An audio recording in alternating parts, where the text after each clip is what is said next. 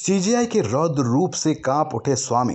चंद्रचूड़ के होते ही नहीं चलेगी मनमानी। सीजीआई के एक्शन से रामदेव का सरेंडर। इलेक्टोरल बॉन्ड के बाद पतंजलि पर बवंडर। सीजीआई ने जैसे एसबीआई की क्लास लगाई, उसने बाबा रामदेव की टेंशन बढ़ाई।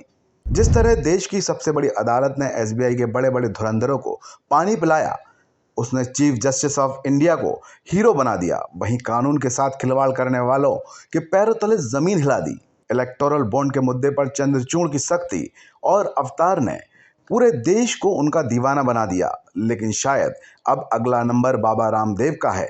यही वजह है कि सुप्रीम कोर्ट में पतंजलि के केस की फाइल पहुंचते ही फौरन बाबा रामदेव और आचार्य बालकृष्ण ने माफीनामा भेज दिया। लेकिन माफी मिलेगी या नहीं, इसका फैसला तो अदालत आने वाले वक्त में करेगी। दरअसल कोर्ट ने 21 नवंबर 2023 को पतंजलि से कहा था कि वो अपनी दवाओं से गंभीर बीमारियों का स्थायी इलाज होने और एलोपैथी को खतरा बताने वाले विज्ञापन पर रोक लगाए। लेकिन पतंजलि की तरफ से आदेश का पालन करने की जगह लगातार विज्ञापन दिखाए गए।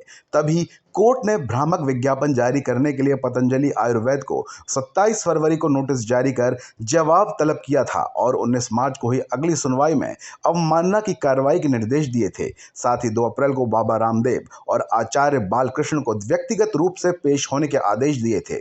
सुप्रीम कोर्ट की इस सख्ती को देख अब पतंजलि ग्रुप ने हलफनामा दायर कर बिना शर्त माफी मांगी है। कंपनी के मैनेजिंग डायरेक्टर आचार्य बालकृष्ण ने कहा कि वो आगे से ऐसी गलती दोबारा नहीं करेंगे, न ही भविष्य में ऐसे ऐड दिखाए जाएंगे। लेकिन शायद माफीनामा से काम नहीं चलने वाला।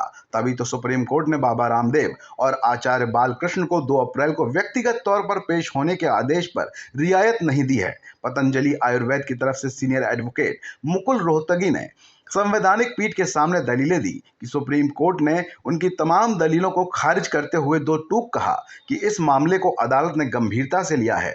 जवाब दाखिल न कर पाने पर आदेश होंगे और परिणाम भी। आपको बता दें कि पतंजलि के खिलाफ ये केस कोविड की दवाई बनाने के बाद हुआ। सुप्रीम कोर्ट में 17 अगस्त 2022 को पतंजलि के खिलाफ दायर याचिका में कहा गया था कि पतंजलि ने कोविड वैक्सीनेशन और एलोपैथी के खिलाफ नेगेटिव प्रचार किया, वहीं खुद की आयुर्वेद की दवाओं से कुछ बीमारियों के इलाज का झूठा दावा किया। इस केस में सुनवाई के बाद अब सुप्रीम कोर्ट ने सख्त रूप अख्तियार किया था और पतंजलि को तत्काल प्रभाव से ऐसे विज्ञापन बंद करने को कहा था। साथ ही आदेश न मानने पर एक प्रोडक्ट के झूठे दावे पर 1 करोड़ का जुर्माना लगाने की चेतावनी दी थी। इतना ही नहीं, कोर्ट ने इस केस पर सरकार से भी सवाल पूछा था कि पतंजलि के विज्ञापनों के खिलाफ ड्रग्स एंड मैजिक रेमेडीज अधिनियम 1954 के तहत क्या कार्रवाई की गई, जिस पर केंद्र ने डाटा इकट्ठा करने का हवाला दिया था।